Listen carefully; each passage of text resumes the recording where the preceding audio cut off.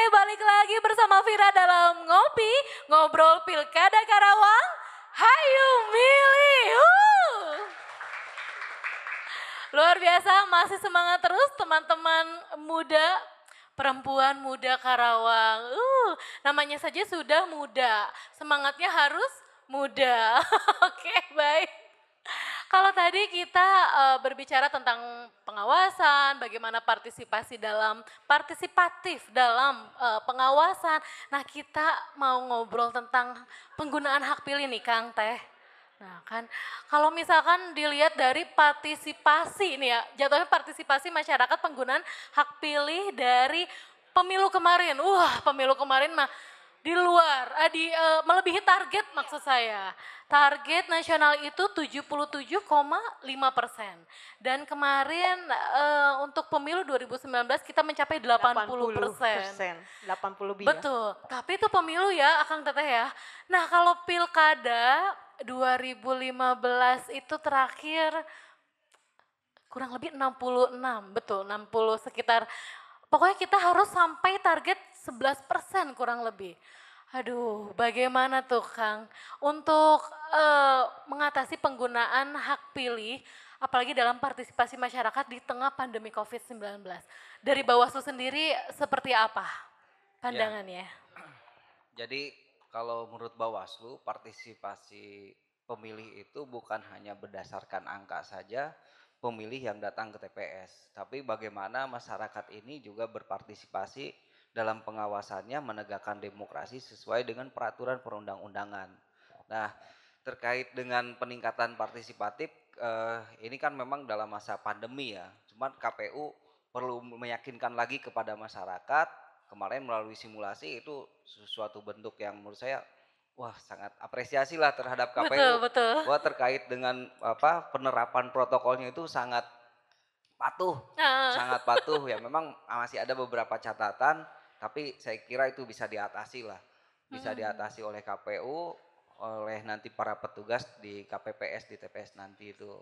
Jadi ini harus terus dibumingkan bahwa jangan takut terhadap corona ini gitu kan. Intinya sih itu ya, membuat para masyarakat. Kami sudah siapkan teknis pemungutan suara dan perhitungan suara itu sudah patuh protokol. Jadi sudah ada prosedurnya, sudah ada tahapannya, tata caranya yang disiapkan oleh KPU itu patuh terhadap protokol kesehatan. Jadi nggak perlu takut lah masyarakat untuk hadir di TPS. Jadi meyakinkan para pemilih untuk merasa aman nanti di TPS ya. Jadi oke, baik. Nah, Teh Eka gimana nih kalau misalkan warga masyarakat tidak menggunakan hak pilihnya, dari sisi akademis seperti apa? Dari sisi akademis gitu ya, jangan sampai suara kita terlewatkan dalam pilkada ini, karena satu suara kita akan mempengaruhi masa depan Karawang selama 5 tahun. Kalau kita nggak mengeluarkan hak suara kita, kita nggak bisa ngeritik pemerintah, gitu ya. Ya, kritiknya ini membangun gitu, karena kita sudah memberikan hak suara. Jangan takut untuk memilih. Jadilah pemilih yang cerdas. Waspada boleh, tapi parno jangan. Ya, datang ke TPS ya harus gitu. Karena ya hak demokrasi kita sangat menentukan ya masa depan Karawang ini seperti apa. Tentu saja kita juga dilindungi oleh undang-undang. Betul. Ya, dan semua penyelenggara pemilu juga melindungi para pemilih gitu ya, dengan mempersiapkan sebaik mungkin apa yang memang harus dilakukan pada saat kondisi yang tidak normal ini.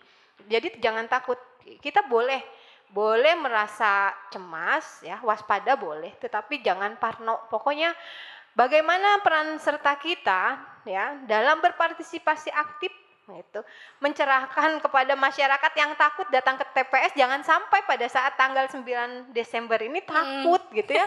Justru ini adalah PR gitu Oh, ya, ya, PR. pesta Karawang gitu. Pesta demokrasi nih Pesta kapan demokrasi lagi? di 5 Karawang tahun kapan sekali. lagi gitu. Kalau mau Karawang maju ya berikan suara kita pada Betul. saat tanggal 9 Desember nanti. Oke, sesuai temanya nih, ngopi ngobrol pilkada. Hayu milih satu suara untuk Karawang lebih maju. lebih maju ya. Betul.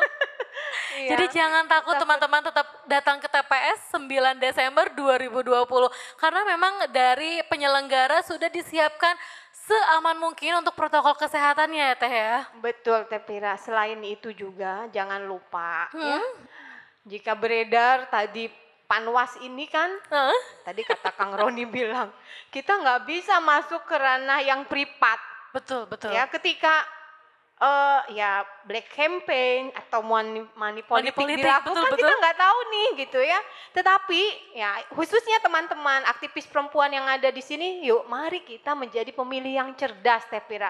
Oke. Ya, memilih pemilih yang cerdas ya harus menekan ya demokrasi yang memang berhasil, yang berkualitas ini ya memang money politik yang rendah yang memang harus dihindarkan oleh penyelenggara ya, harus bisa ya tidak membuktikan itu ya Kang Roni ya. Mudah-mudahan di Karawang ini bersih gitu. Kita menjadi pemilih yang cerdas. Amin. Ya, melihat bagaimana tampilan visi misi yang memang Para pasangan calonnya ya. para pasangan calon gitu ya. Ya kita harus bisa melihat itu gitu. Baik. Apalagi itu sudah disampaikan oleh para pasangan calon ke KPUD gitu ya. Betul. Masyarakat juga bisa mengakses apa sih gitu ya. Betul. Visi misi pasangan calon, dan kita harus apalagi kaum intelektual muda gitu ya.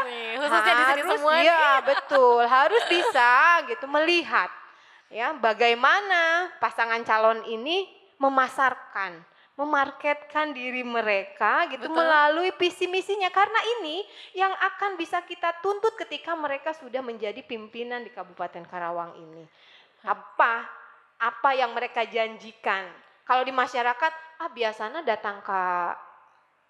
mendatangi masyarakat kalau ada maunya doang, kalau udah jadi mah lupa gitu Teh Pira bilangnya gitu. betul. Nah, kita harus jadi pemilih yang cerdas bagaimana mengawal setiap visi misi yang disampaikan oleh calon ini ya, harus kita bisa mereka bagaimana mewujudkan ya janji-janji politik mereka kepada kita gitu, sehingga mereka layak untuk kita pilih, dan jangan sampai kita tidak memilih di tanggal 9 Desember nanti. Baik, luar biasa. Nah, teman pemilih, bagaimana kita mau kepo, bagaimana kita mau mengkritik kalau kita sendirinya tidak memilih, betul kan ya Teh ya? Baik, dengan jalan satu-satunya menggunakan hak pilihnya di hari Rabu 9 Desember 2020 mendatang. Oke, baik, tadi kalau yang sudah diinformasikan Teh Eka tentang money politik dari sisi Bawaslu sendiri, bagaimana kalau ada warga masyarakat atau maksudnya peserta pilkada nih, pemilih yang melakukan hal tersebut, itu ketahuan atau sanksinya seperti apa sih dari Bawaslu? Bingung sih ya kalau ke Rana. Ini terkait money politik dan black campaign ini menjadi suatu kerawanan dalam pilkada. Itu dari pilkada ke pilkada selalu kerawanannya seperti itu gitu. Ya kalau sudah mengarah ke black campaign kan di pemilu-pemilu sebelumnya ada black campaign, itu tinggal kita proses pembuktiannya saja. Kalau sampai saat ini sih memang belum ada yang mengarah sampai ke black campaign gitu. Masih sifatnya negatif campaign gitu. Nah, kalau untuk money politik ya itu modus-modusnya setiap ke pemilu tuh semakin canggih gitu kan. Masuknya ke ruang-ruang privasi gitu. Ya ini kan menjadi suatu kesulitan kita untuk bisa masuk ke ranah tersebut, membuktikan ya pengawasannya seperti apa. Memang banyak informasi, wah ini ada bagi-bagi uang gitu. Ketika kita ke sana, di mana titiknya bagi-bagi uangnya gitu. Ya memang ini perlu disadari bersama, khususnya tadi kata Teh Eka itu bagi kelompok intelektual muda gitu kan, baik kelompok mahasiswanya. Nah ini juga harus menjadi gerakan bersama lah, gerakan anti politik gitu. Karena memang efek dari money politik ini ya Teh Eka ya, wah itu luar biasa gitu kan. Menggadaikan. Nah, ya kita Gadai kan kita nggak bisa nuntut ya, Betul, Kang betul Roni. sih. Jadi memang kita harus menjadi pelopor pemilih yang cerdas gitu. Ya jadi tanpa money politik gitu. Betul, Harus betul. juga ya memang dalam pilkada kali ini yang menjadi mendapatkan sanksinya itu bukan hanya pemberinya saja, Iya, tapi tapi penerimanya penerimanya juga, juga ya. gitu kan. Tapi bagi yang menerima jangan takut nanti Jangan takut nggak nerima gitu. maksudnya ketika wah kalau nanti saya melapor nanti malah saya yang kena jeratan pidana. Jangan sampai takut seperti itu. Oke. Justru kan dengan Melapor. mereka melaporkan berarti kan memang tidak berniat untuk menerima. Betul. Itu kan nanti dalam kajian hukum kan itu bisa menjadi suatu pertimbangan gitu. Jadi kan target utamanya memang untuk yang memberinya itu. Namun terkadang masyarakat itu menunggu, Iya. menunggu Ayah yang antri memberi gitu. gitu ya. Bahkan mencari-cari siapa nih yang mau memberi gitu. Gitu. Sampai dikumpulkan nih saya punya 20 KTP gitu kan. Siapa yang mau memberi Aduh. 20 orang ini? Nah, Itu kan masih banyak di ya informasi itu di pemilu-pemilu sebelumnya ada seperti itu. Ya PR jadi sekarang penyelenggara. Oke. iya. Sekarang dia diharapkan tidak seperti itulah, masyarakat kita sudah mulai cerdas gitu bagaimana cara memilih yang baik dan benar ya tanpa terpengaruh sama money politik lah, mudah-mudahan seperti itu. Baik, tadi kalau diinformasikan untuk menjadi atau pelopor pemilih cerdas, harus seperti apa sih Kang kita menjadi pemilih yang cerdas itu bagaimana gitu? Ya, ya salah satunya kan memang terkait dengan money politik ini. Jadi kalau bisa disebut budaya, justru ini budaya yang tidak baik ya, budaya yang negatif. Karena money politik itu kami anggap sebagai kejahatan di dalam pemilihan gitu. Jadi sekarang ini bagi pelapor dalam suatu peristiwa dugaan pelanggaran, nah ini bisa meminta si pelapor ini untuk dirahasiakan identitasnya gitu. Ketika melaporkan suatu peristiwa, identitas saya tidak mau diketahui oleh publik, itu bisa Misalkan nanti hamba dirahasiakan. Allah gitu bisa ya, atau NN. Artinya kalau secara administratif, nah itu kan bisa di Bawaslu itu ada yang namanya informasi gitu kan, Betul? PPID gitu. Apa informasi yang bisa dirahasiakan, informasi yang bisa dipublis, nah gitu. Nah, identitas pelapor ini salah satu yang bisa dimintakan bahwa mereka bisa merahasiakan itu, minta untuk dirahasiakan. Nah, gitu. Jadi jangan takut ya. Jangan takut lah.